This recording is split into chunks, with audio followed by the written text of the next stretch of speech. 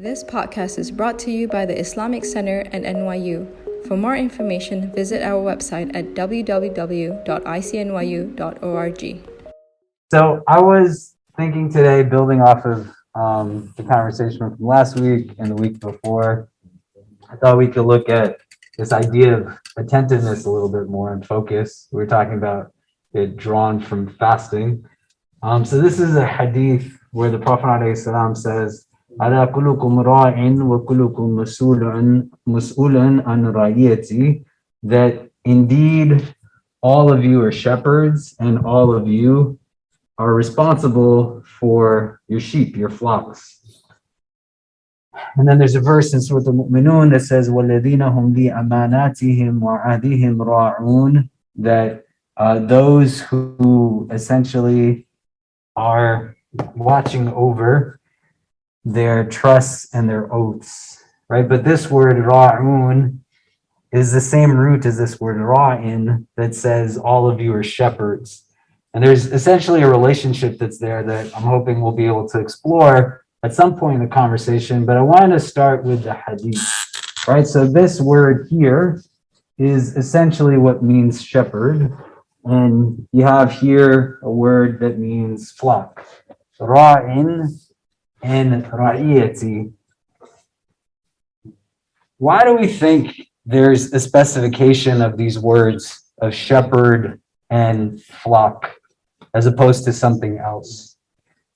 Yeah, so why don't we do this just so we get everybody talking, right? Maybe talking pairs, person sitting next to you. What are like some of the things that are associated when you're thinking about this? All of you are shepherds and all of you responsible for your flock. Just some takeaways. Where does your mind take you? Qualities of a shepherd, etc. The qualities of, a flock. What is the relationship there? If you could talk to each other about it, and then we'll come back and we'll kind of discuss. And that was great, Hafsa, just as a starting point. So things like that. You can talk for a few minutes and let's see where it goes. So what do we talk about? What do we think? A shepherd, what are some things about a shepherd that we feel like we can draw from this? Why are these words used, right? Because fundamentally, when you're looking at Quran, you're looking at Hadith, the idea is that there's not anything like without meaning in terms of the words of God or the words of the messenger of God. And to extrapolate meaning is not always just what is most apparent or simplistic, but we want to get deeper into it and to be able to draw in terms of what is both practical, what is rooted in wisdom, critical thinking, depth, right? So what do you think? Why is this something that is being constructed in this way?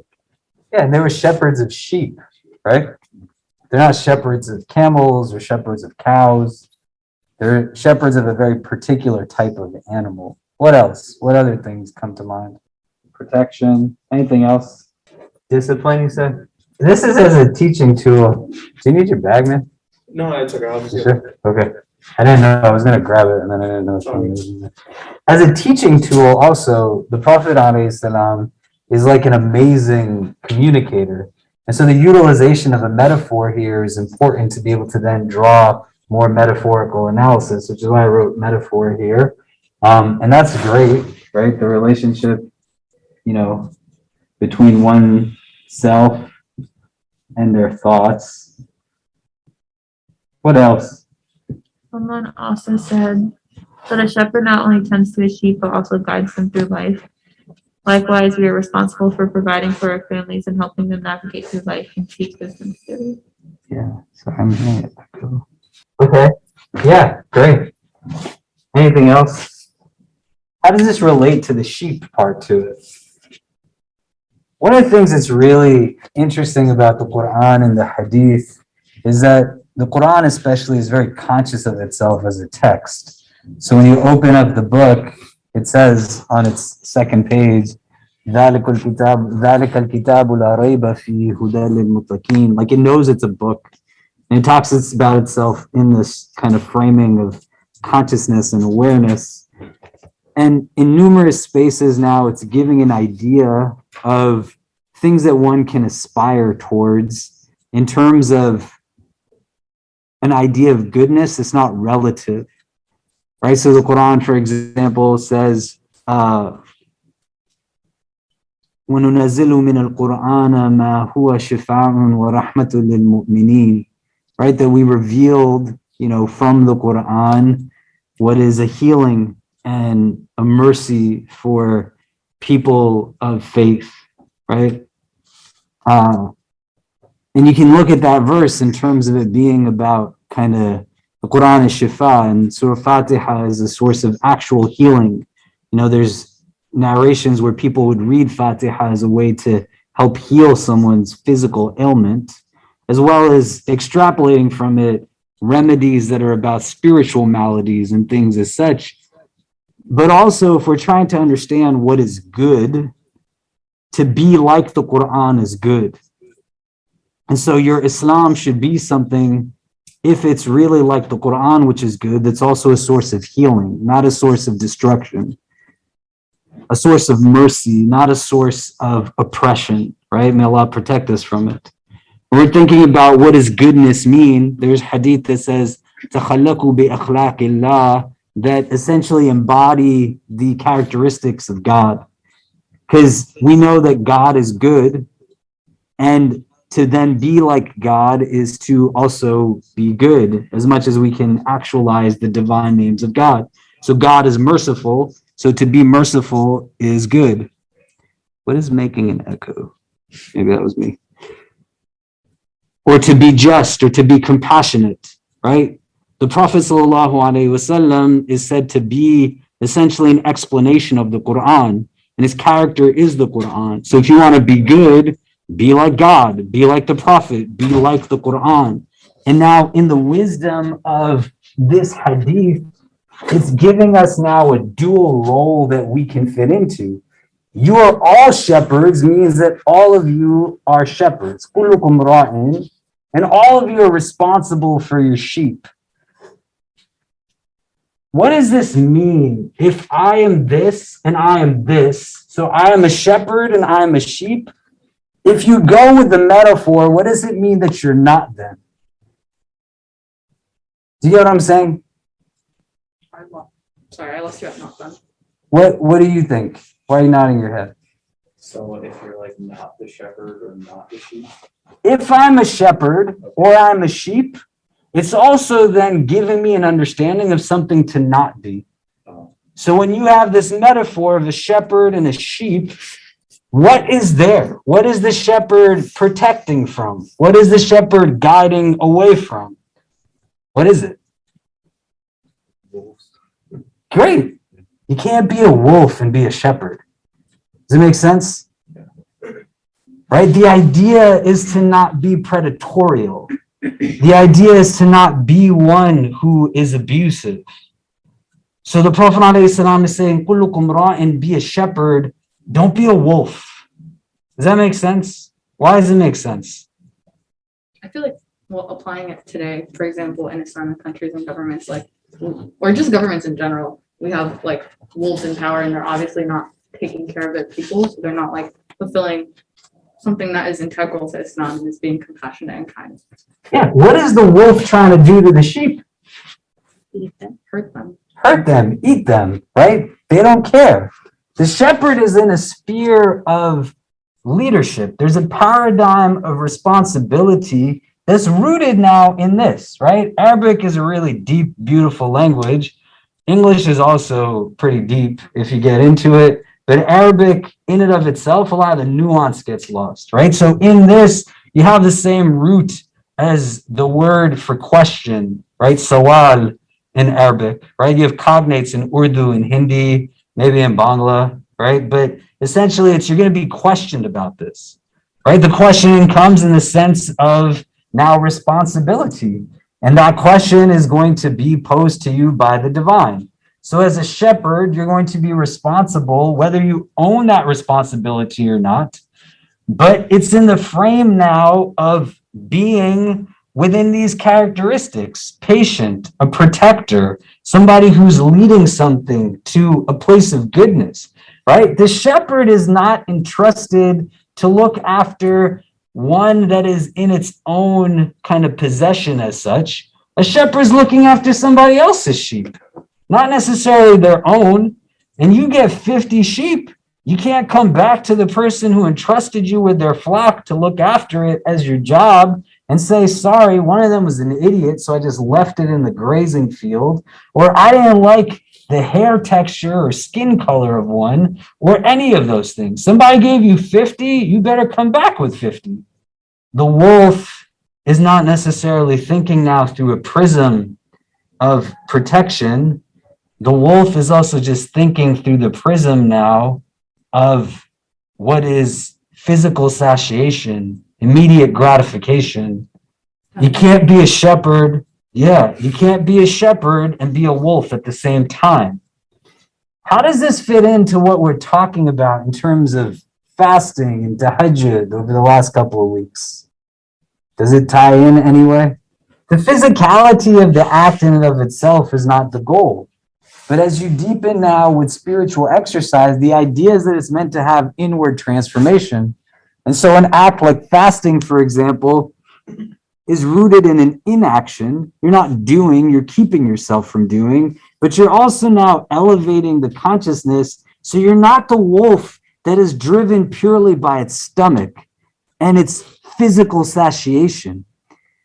You're recognizing that even in moments where you can render what is permissible, impermissible, so that you are in control and the physical is not in control, and you're not deepening now in the pursuit of just your own egocentric needs, that renders now an absence of this, as well as also harnessing an increase in these things, right? Because what's the relationship to a shepherd and sheep? The way that we're saying now that all of the messengers were shepherds of sheep. They're not shepherds of other animals. A sheep in and of itself, it doesn't have the ability to see so far in the distance, right? If you've ever seen a sheep, have you ever seen a sheep, right? Has anybody not ever seen a sheep before? It's not going to really work if we don't know what a sheep looks like. Huh? There's a sheep, right? You look at sheep, they can only really look at what's going on in front of them. You know, they can't look like so far in the distance. So if the shepherd is here and the shepherd's line of vision goes in different ways, but the sheep is over here. There's my sheep. The sheep have tails. Yeah. There we go. The sheep can only see here, and it's going to see in a certain radius. It's not able to look into a distance the way that it now has one that's able to look further for it. Does that make sense? One of our aspects of being now in this dual role is that you, as a sheep, are also going to be more prone to something predatorial, a vice, right? In our spiritual tradition, we have what's called dunya, the materialistic world. We have the nafs, the lower self, the ego. We have hawa, desire, and we have waswasa, like shaitan's whispers. These things are now not going to be able to come as strongly as they can when you're actually in a multitude of other members of a flock. But when you're all alone and isolated, that's the one that the wolf is going to try to attack, right? It's going to go after the weakest link, you see? And we can understand some things from this as well. You're stronger when you're with each other than when you're by yourself, but you want to be like the shepherd. You don't want to be like the wolf.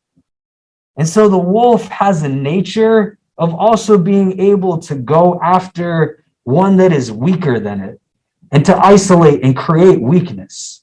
And when you look at this now through a prism that is rooted in capitalistic greed, oppression, supremacy, patriarchy, that's what these systems seek to do. They seek to isolate. They seek to now render a sense of consciousness that's not rooted in a heart that has been fasting, or in a soul that's been in a state of prostration that draws strength from it.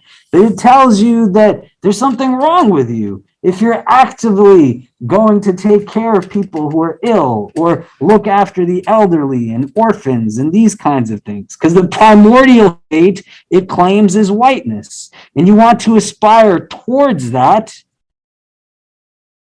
And it's essentially now rendering us into a state of isolation that makes it much easier now to fall victim to the predatorial wolf. That says, I gotta look and be in these ways in order for me to gain some sense of belonging. Do you get what I'm saying? You don't want to be a wolf like that, who only allows for somebody to be with you in the sense that they have to forego everything else that is about them that makes them who they are. Do you get what I'm saying? So you want to be like the shepherd, because the prophet, who is like the Quran, who is sent to be a representative of everything that is good and a mercy to the world, on behalf of a God who is greater than any good that we can understand, he said, be like a shepherd, which also means then you can't be like something that keeps you from being a shepherd. Does that make sense? Yeah, I mean, I don't know, because it would all be rooted in conjecture, right? The idea of me being able to say, this is exactly what the prophet would say today, is going to be based off of something that's still very subjective and anecdotal.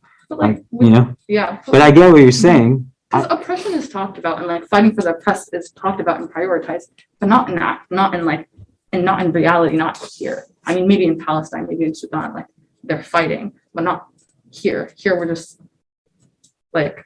I think on local levels, you get a combination of both, right? There's definitely people who work at every segment, societally, local, state, national. We might not hear their stories, but it doesn't mean that they don't exist. I could put you in front of 100 people who are out there right now at the front lines, but a product of supremacy is to erase narrative and all of those kind of frames. I'm sure they exist, but like, I mean, like when we're in the masjid and we're learning about Islam, I mean, you can't like, that's not your fault. You can't do anything about that, but just like, there's a priority level of things that need to be like, and because of that, like, obviously, that's how governments are able to mold Islam and make it into like something that it's not, and like prioritize things they shouldn't. But like, it serves like the Quran serves and Hadith serves so many things for like different like time frames of history. And I think for this time frame, there's a certain set of priorities that are not like, they're purposely by design, obviously not being put like at the forefront of what we should be caring about. Because I don't know, people should be coming here and like all they do is assimilate and like aspire. Not, let me not speak in generals, but like the goal is to aspire, but without like giving back like to community. And like they don't feel responsible for that at home because like they're here now. I get what you're saying, but I can tell you on my behalf, right? I've been a part of this community for 20 years now, alhamdulillah. And a lot of what we try to do, it doesn't look that way because of COVID policies right now, but it's 10,000 person community. And much of what we sought to do was to build where there was identifiable gaps like you're talking about. And I think that's a part of institutional growth.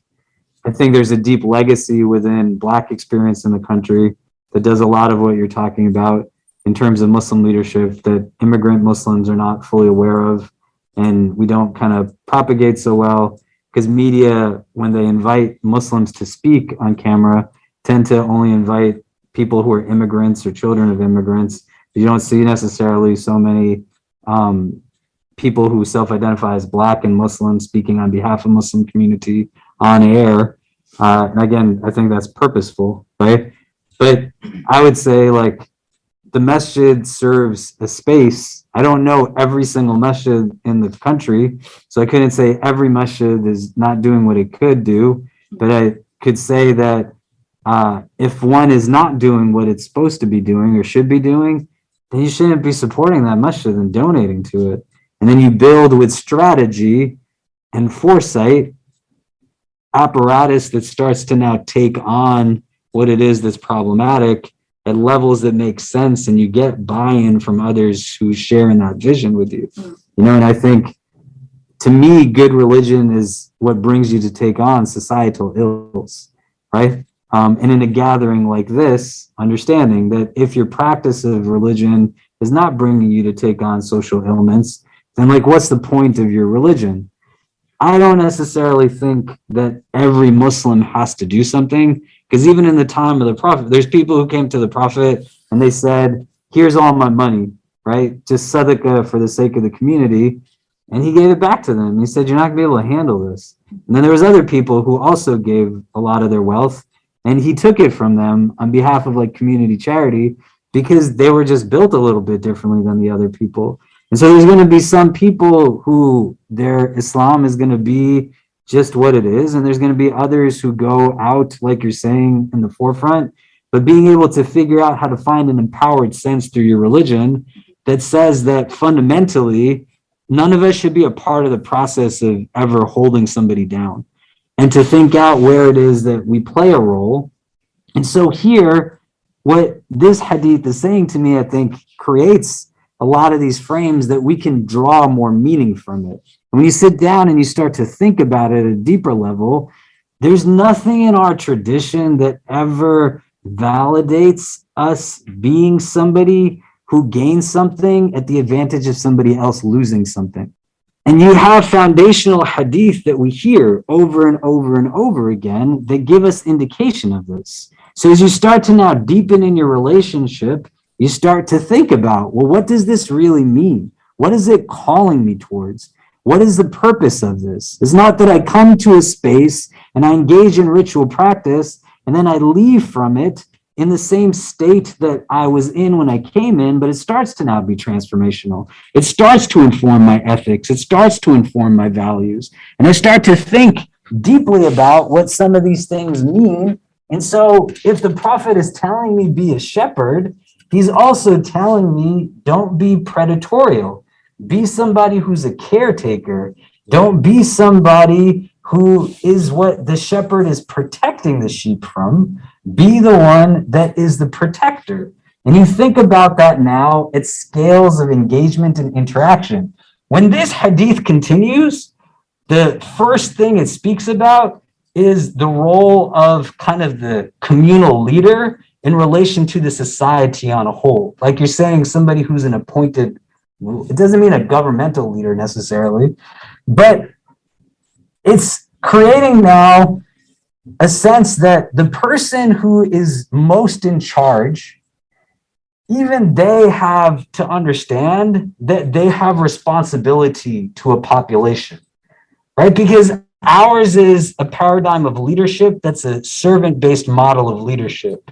It's not that you have a structure that there's a CEO and then everybody works to serve the interests of that person, but the persons in the leadership are there to serve the interests of the ones that are there in service of, right? What I want you to take away from this, amongst something else, is that we're not supposed to be the ones who are moved by just our own satisfaction physically. And self-interest as a motivator is never going to advance the benefit communally or societally of any space, but it's also going to catch up to you at some point or another, because you're just creating now conundrum. You want to think about yourself in terms of, how do I embrace my role as this and I become a good follower? And how do I also embrace my role as this? And to understand that I can play both roles, and I want to do both of these without becoming now what it is that this is protecting this one from. And if there's not somebody like this, how do a bunch of these get together to at least ensure that they're supporting one another through whatever chaos comes in the way? You see what I'm saying? Does that make sense? You don't want to be. And I've heard this now from a lot of new students and a lot of second-year students who their first year was here just as pandemic started. And students now, they're saying it's so hard to connect to people that if they don't go out of their way, nobody is necessarily asking them to like come and spend time with them or be with them. And they have to make every effort. And that can be pretty daunting and intimidating, right? We did like a bowling event the other day that some of you came to. I did amazing, by the way. And it was nice. I brought my babies, my kids, right? My 6-year-old, my 8-year-old. There was maybe like 60 or 70 of us there. That can't be like a institutional responsibility only. And some of you have to be creating spaces organically with an understanding that there's a bunch of people who right now are sitting by themselves that they don't know anybody. They're not going to pick up the phone and say, hey, let's all go out for dinner right now. Or, hey, it's somebody's birthday. We should do something together. Or, hey, can I come and join you for even like a late night study session at Boast, right? And so you got to think, if you can see things that you've experienced in your own time, what now becomes the role of somebody who embraces this? Shepherds don't make a lot of money, right? What shepherd do you know that's like the Prophet ﷺ, in his own words, he basically said that he was like making pennies as a shepherd. But you're doing it, why? He gets the benefit now of being in a space where he's a caretaker of these young creatures, watching them to move and grow and develop, to learn how to come into their own, so to speak.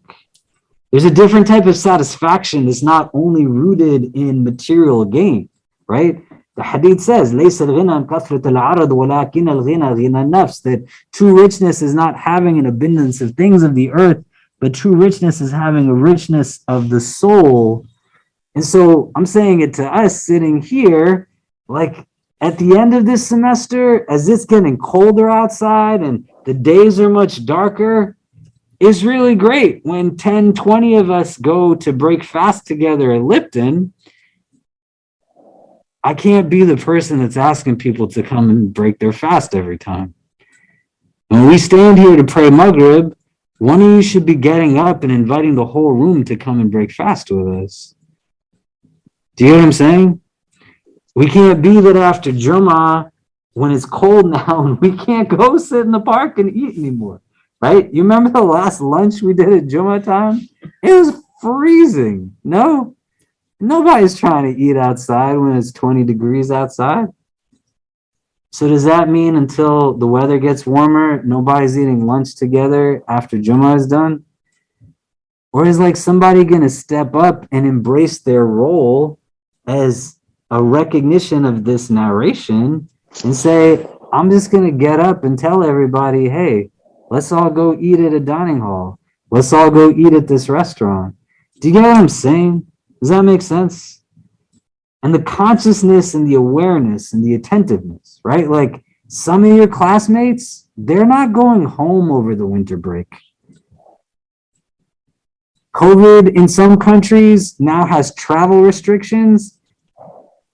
A heart that is transformed, and I'm saying this because I love you, a heart that's transformed through ritual, that's awake and alive, is not going to hear that hadith, hear those news of travel bans and restrictions come into play and think, man, I can't go on my vacation now. It's going to think, man, what are the international students who are from those countries going to do? Do you know what I'm saying? Do you see what I mean? There's going to be some people who they might not have travel bans. They just can't afford to go home multiple times. Or even if there's not a ban now, they're going to be worried that what if something happens and I can't fly back into the country? Who's going to ask people, hey, do you want to come stay with my family for a bit during the break? Or maybe we could have a dinner at my house. Do you see what I'm saying? Does that make sense? revolutionary love. Yeah, it's a revolutionary love. It's a, beloved community. You have radial love, but you're thinking from here. The shepherd is not thinking from the same place as the wolf. The wolf thinks from the stomach. The shepherd is thinking from the heart. The vision that creates intuition and foresight is not a vision of the eyes. It's basira. It's a vision of the heart. There's got to be love for the shepherd towards the sheep. Otherwise, it's going to care less. Like, what happens? Let the wolf eat the sheep. It's not eating me. Right? So you got to start thinking deeply about it. Because now when it's like, well, what would the Prophet ﷺ do? The Prophet ﷺ would not be sitting saying, like, I'm going to hang out with my companions, and somebody else is just going to sit by themselves and have nobody to break fast with. But they're going to have to figure out an entire city as like a monstrosity of a city, right? In the midst of a cold winter, where some of these kids have never experienced a polar vortex before. What are they going to do? Do you know what I'm saying? This is why I say quite often, you don't need somebody's permission to do something good, man. You just got to start thinking from a place that is not the place that the wolf thinks from. And it's not just about overindulgence and eating, but there's an absence now of thoughtfulness. The wolf is only thinking about itself. It wants to just get what it wants and nothing else. And it's now an extreme opposite to the shepherd that's out there hanging out with these sheep like all day and all night. Just because that's what its responsibility is. You see what I'm saying? Does that make sense? Okay. Now I want to think about this in another frame as well. Can people follow when I write things on the board? Because I realize when, my handwriting is bad. I know that. I know also when I don't write things, I get told that like my thoughts sometimes are hard to follow. Just want to make sure. So the shepherd too now is in a sphere where all the things that you guys said makes a lot of sense. Their attentiveness now is also rooted in focus, right? They're responsible for their flock. Kullukum ra'in, all of you are shepherds, and all of you are responsible for your sheep, your flock. Meaning, you're not responsible for somebody else's flock. Meaning, if you are in somebody else's business, then you are not paying attention to your responsibility.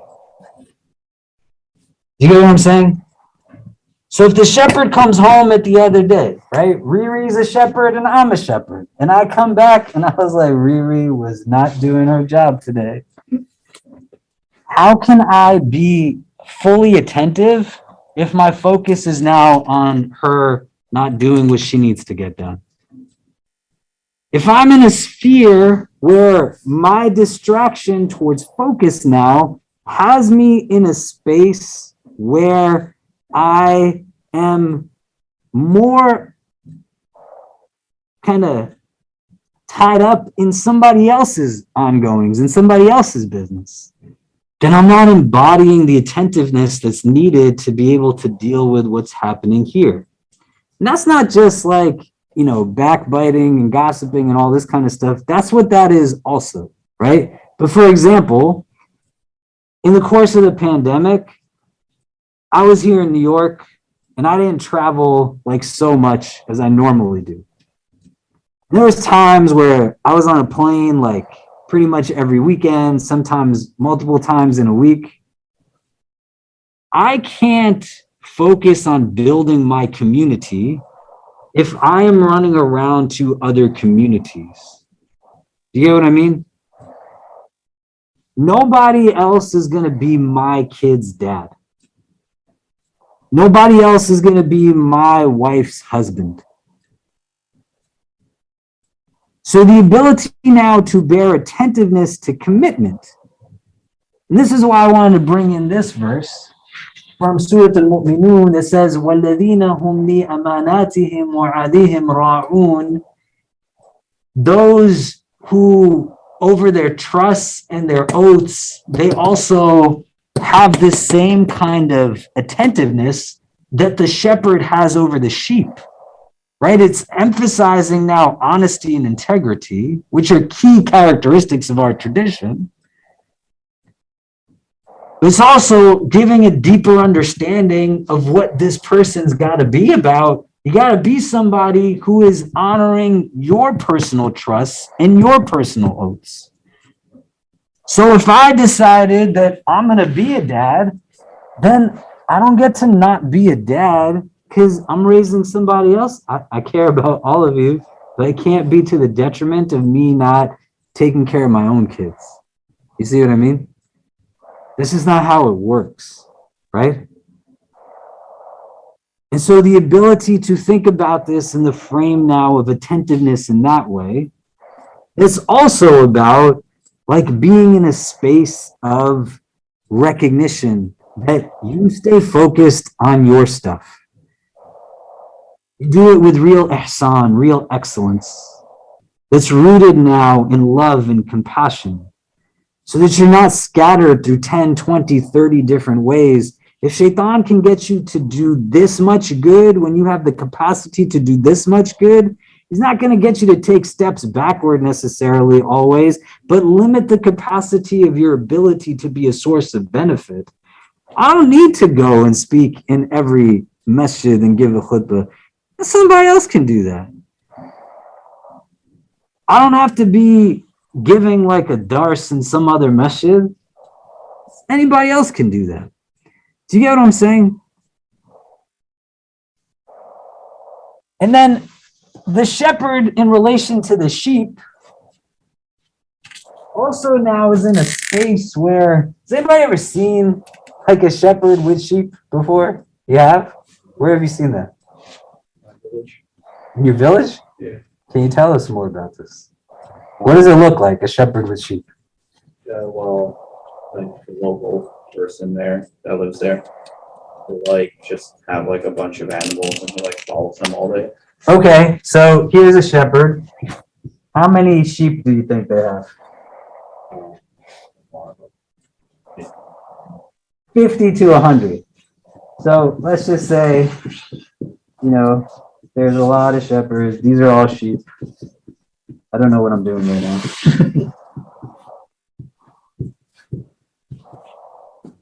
Is it possible for this one shepherd to follow all 50 or 100 sheep simultaneously? Mhm. Why? Huh? It's too many. Yeah, he can't do it, right? If all of us, stood up and we all moved in different directions, and Riham is now it, and she had to follow all of us at once. How can she possibly do that? She can't, right? It's not physically possible for her to follow each one of us in different directions at the same time. So attentiveness in this relationship is not about micromanagement, but you're still giving the sheep some space to kind of come into their own and to be able to learn and to breathe and to make mistakes. And why that's important is because sometimes for some of us, that's not what the relationship is with the people who are looking after us, right? And then you get people who they don't know how to make any decisions or how to make any choices. They don't know how to step up and be in certain ways. You see what I'm saying? So I can say to you that get up after Maghrib and tell the 20 people, 30 people we just prayed with, sisters, brothers, young, old, whoever, hey, we're going to eat. Come and eat with us. And then that's fine. And then you just decide how you're going to do it or not. And then you decide how you're going to invite other people and connect to other people. My job is not to do it for you, nor is it for me to call you every single day and say, Why didn't you do this? Why didn't you do that? How come you didn't do this? You didn't do it this way. You didn't do it that way. Do you get what I'm saying? And that space now to be able to formulate within one's own self an opportunity to learn how to succeed, as well as learn how to fail and get back on your feet after you've made a mistake, is what's going to make it easier to be in a place that the things that you have responsibility for, you're able to now on your own volition choose to honor those in the ways that they're meant to be honored. So you don't want to be overbearing. You don't want to be in a space where when God blesses you with children, may Allah give you the best of companions and give you children who you honor their rights and they honor your rights. Just let them be. And you are in a space where the shepherd is not chasing after every single one of the sheep. They're just there to make sure that they're not going to get into like real serious damage, right? Now think about this though. And to give you a perspective for yourself, this person, there's no way they can do that. But now, if there's just one of these guys, and they know that there's all these elements that are not really there, it's not that it makes it correct, but their focus here in trying to be what they need to be can yield now an opportunity for there to be that much more suffocation and overbearance and whatever else, right? And so the reciprocity in this relationship necessitates for this sheep to be able to unlearn certain things and to still then exert a sense of compassion and mercy. The same way, we're not supposed to be wolves. This person, if they are not exerting patience, kindness, compassion, etc., and being a protector, abuse is not tolerated in our tradition. Oppression in any form is not tolerated. But you start to think about, well, why might some of the people who are in this role, who in our collective history are the realities of colonization and slavery and imperialism and all of these things, be passing on something that they just have been holding on to within themselves? And how does it stop with me so I'm not pushing now more generational trauma and difficulty onto others? Do you get what I'm saying? But still, at some level, you got to embrace this first and just start to think with some foresight. So it's not just repetitiveness, right? Because the sheep could still just sit in the pasture and eat all day. It doesn't get big and obese and it can't move.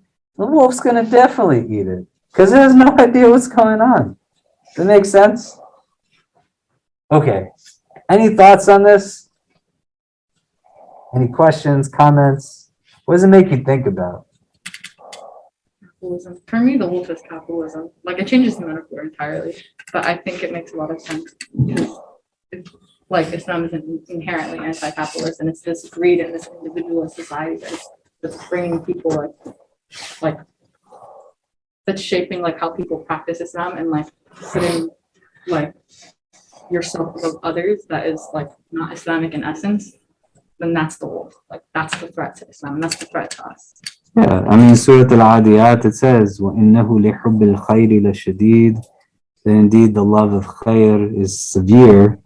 And the Mufassirin, they say the word khair in that word means wealth, right? So it's humanity has a deep love of wealth.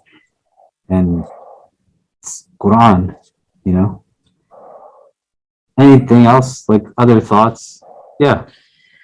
When you were talking about the shepherd and the responsibility that like somebody who's in a role of, like, or a position of like authority or power, or even just like anyone who's in a position to help other people should have to like the people, to their community.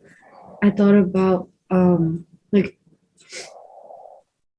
doing good when no one's watching and intent. So like having compassion towards other people is really important. But like the example that you gave, like if we're at Jummah and somebody offers like take people to go eat when it's really cold outside, the intent behind that. You shouldn't be doing that because other people are watching. You should be feeling compassion towards the people that you want to help because you actually genuinely feel compassion for them. And maybe that's something personally that I want to work on is like is like building that connection with my community and not only doing things to remind myself to be good, but doing them because I genuinely want to do them. The two can go hand in hand, right?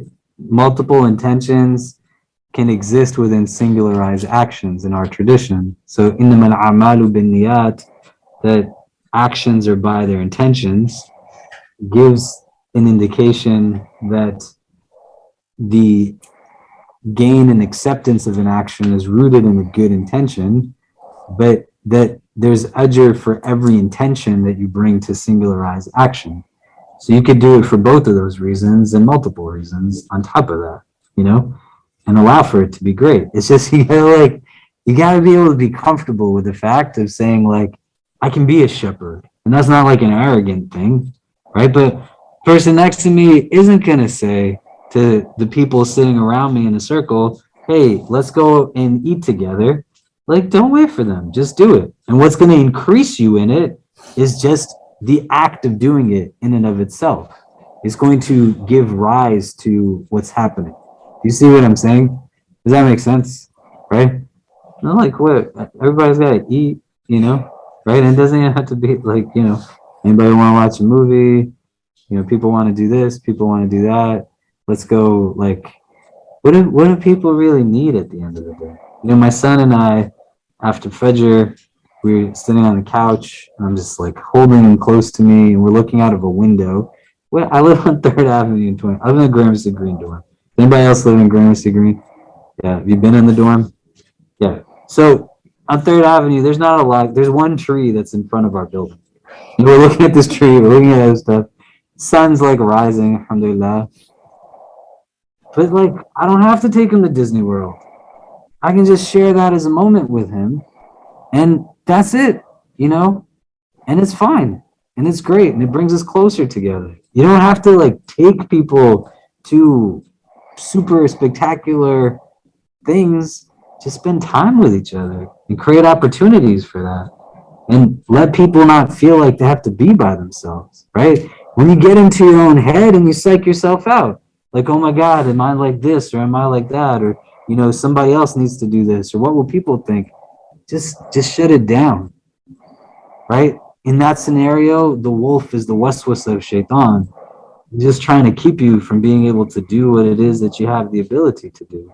And subhanAllah, Allah creates like ease in the increase of compassion and mercy, because it's not you're giving a khutbah or leading a dars or like memorize the whole Quran. You just have to actively be compassionate to increase in compassion. The vehicle for the virtue's increase is the virtue in and of itself. Does that make sense? And after the first couple of times, I went to somebody's house for Thanksgiving over the weekend. And, you know, we were there on Friday also for Jummah. My kids are like running around. They're 6 and 8. And everybody's waiting in the car for us. And, you know, it's just like taking us a while.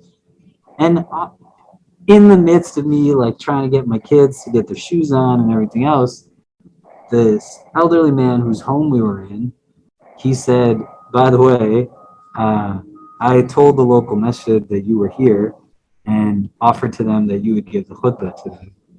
And, you know, is that okay? And then Jummah is starting in like 10 minutes. And I'm like, yeah, I guess so, right? And I was fine with it. You know, I talk a lot, so it's not a problem in that sense. And that's nice of him. He thought about that. And so now in the car ride, I'm asking people, what's this community like? And they said, it's a lot of elder people.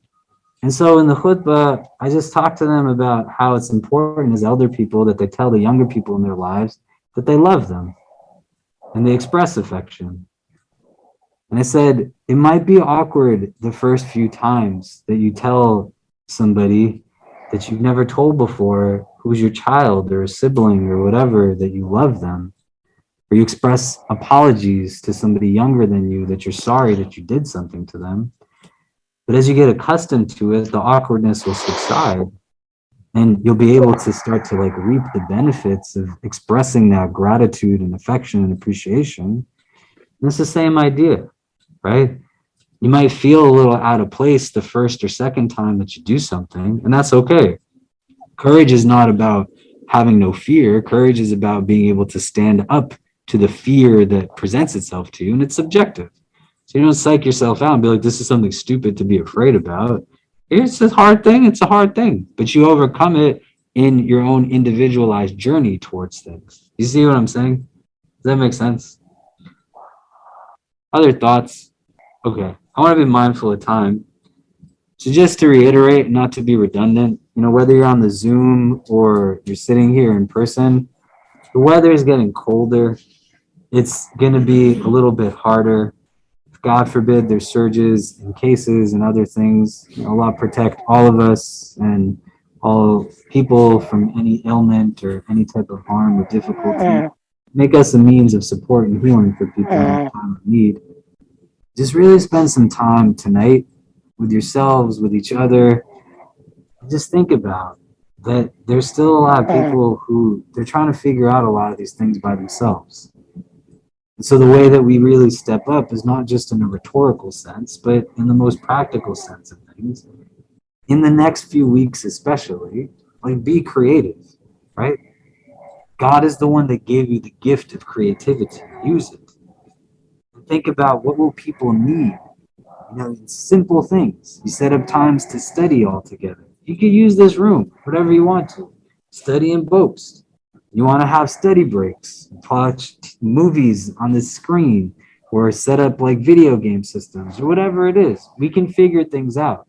I would love to have the problem of saying to somebody we can't do something, because there's too many ideas that people have of how we can ensure that in the coming weeks, people are coming together in meaningful ways and we're reaching out to others. And everything doesn't have to be event driven, that it's always, here's a program, come. But I'd love to get your help and your thoughts, as well as you all actively implementing how we create more organic interactions, right? Especially for underclassmen who are still trying to get situated, first semester on campus, whether they're first years or second years and they weren't here all of COVID, and they're still in a space where they're just trying to see how they connect to other people, especially other Muslims on campus. Does that make sense? So between this week and next week, think about it. If you have ideas, like let me know. Talk to each other though also. And also you don't have to let me know. Just go out and do it if you can. It'll really make a big difference for a lot of people, inshallah. If you would like to listen to more, please donate to www.icnyu.org/donate. For more of our virtual programs, go to www.icnyu.org/classes. If you have any questions, email us at info@icnyu.org.